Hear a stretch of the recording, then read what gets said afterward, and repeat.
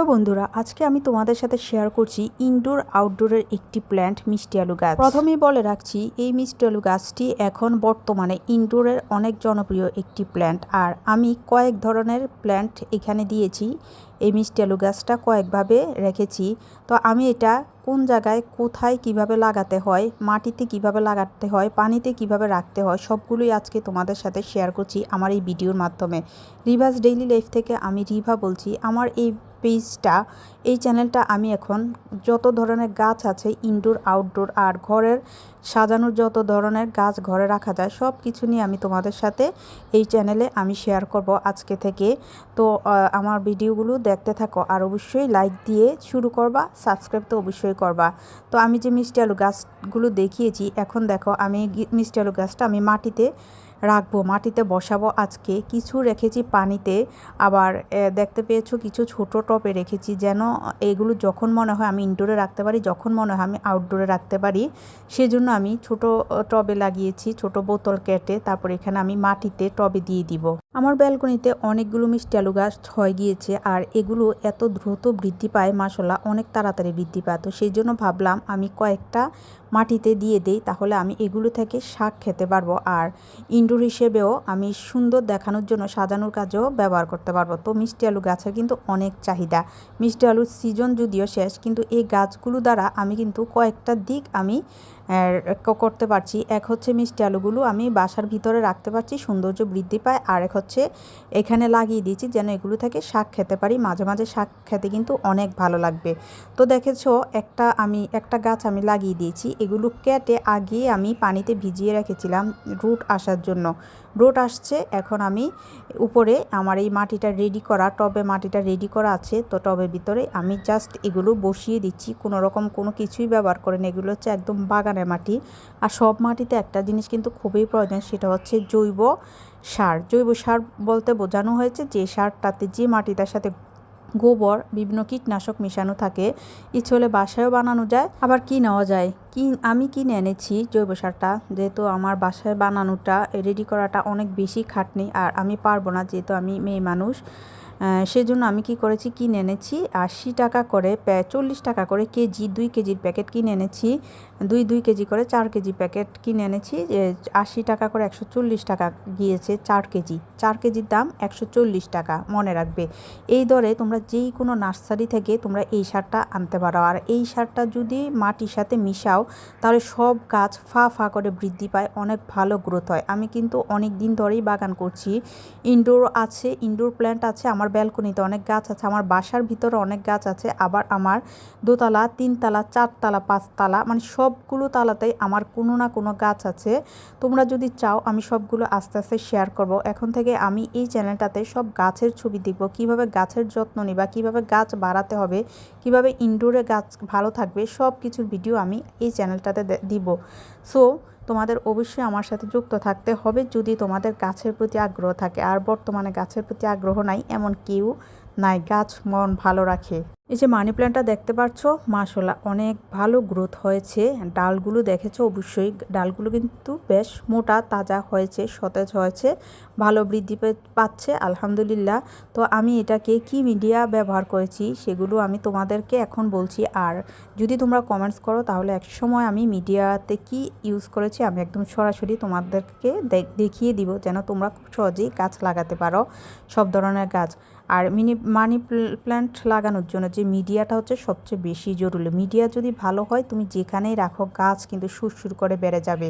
এইটা হচ্ছে আমার একটা পিছনের একটা ব্যালকনি, দেখতেই পাচ্ছ রাতের অন্ধকার, চারদিকে একদম নীরব নিস্তব্ধ, কিন্তু আমি গাছ নিয়ে পড়ে আছি, কারণ এগুলো সেবা যত্ন করতে হয় আমার, বিশেষ করে রাতে ঘুমানোর আগেই।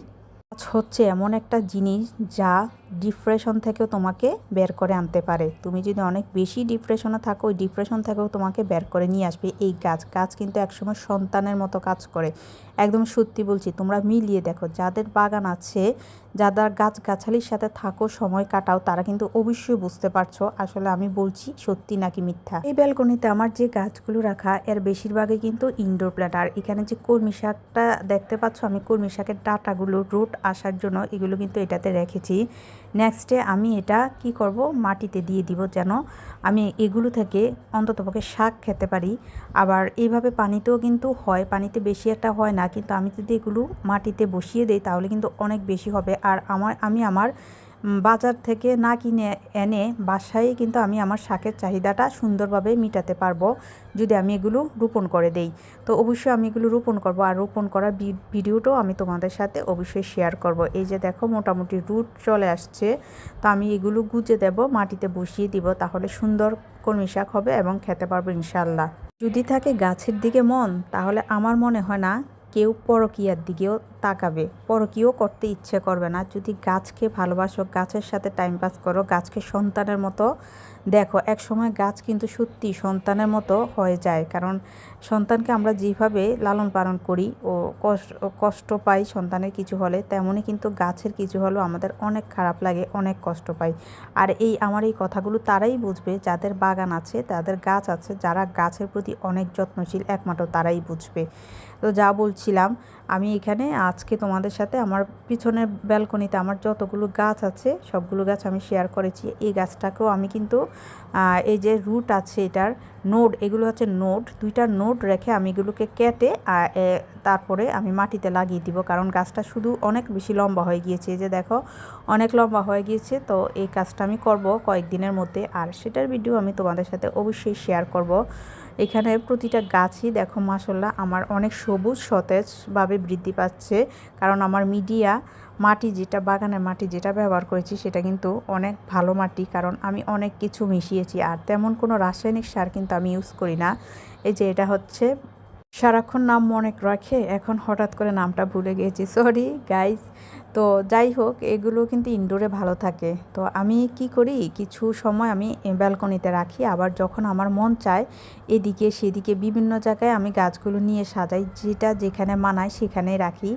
তো তোমরা যদি আমার ভিডিওগুলো দেখো, আমি আস্তে আস্তে সব কিছু ইনশাল্লাহ তোমাদের সাথে শেয়ার করবো। আর আমার এই চ্যানেলে তোমরা সব ধরনের টিপস পেয়ে যাবে, গাছ লাগানোর টিপস, তারপর ঘর সাজানোর টিপস, ঘরে কোন কোন ইনডোর প্ল্যান্টগুলো আমি রাখবো, সব ধরনের টিপস তোমরা অবশ্যই এটা থেকে পেয়ে যাবে। কি সুন্দর লাগছে না ব্যালকনিতে গাছগুলো বেড়ে উঠছে। তো আমি রাতে শোয়ার আগে সবগুলো গাছ একবার চেক করে যাই, দেখি সবগুলোতে পানি আছে কিনা, পানি না থাকলে পানি দেই। এই যে যেমন এটা হচ্ছে গ্রিন লিফ, এটা আমি এনেছিলাম একটা নার্সারি থেকে। তো নার্সারি থেকে আমি পাতা ছিঁড়ে একটা ডাল ছিঁড়ে নিয়ে আসছিলাম। তো এটা দিয়েছি, নারকেলের ছোলায় গাছটা লাগাতে হয়। গ্রিন লিফ গাছ তোমরা যাদের গাছ আছে অবশ্যই তোমরা জানো, গ্রিন লিফ গাছটা রাখতে হয় নারকেলের ছোলায়। নারকেলের ছোলার ভিতরে বসানোর সিস্টেমও আছে অবশ্যই। নারকেলের ছোলায় গাছটা বসিয়ে তারপরে এটাকে রেখে দিতে হয় মৃদু আলোতে, পরোক্ষ আলোতে, কখনো একদম সরাসরি রোদের ভিতরে দেওয়া যাবে না।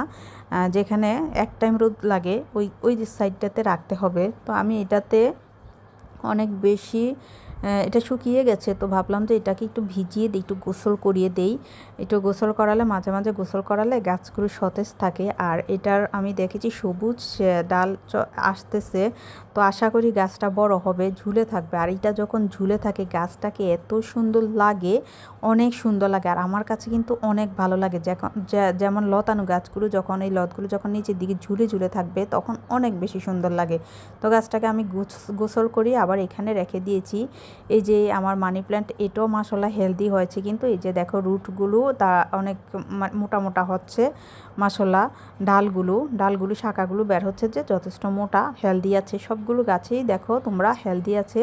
তো তোমরা যদি এমন বাগান করতে চাও অবশ্যই আমার চ্যানেলটা সাবস্ক্রাইব করে রাখবা। আমার নতুন নতুন টিপস বাগান করার জন্য যত ধরনের প্রয়োজন আছে, যত ধরনের সব কিছু আমি তোমাদেরকে এই ভিডিওর মাধ্যমে আমি প্রতিদিন শেয়ার করব। তো অবশ্যই সবাই ভালো থাকবা, আমার জন্য দোয়া করবা, আর আমার গাছগুলো যেন সব ভালো থাকে সেটাও দোয়া করবা। আজকে এইটুকুই, সবাই অনেক ভালো থাকবা, আর অবশ্যই অবশ্যই আমার চ্যানেলটা সাবস্ক্রাইব করবা। আল্লাহ হাফেজ।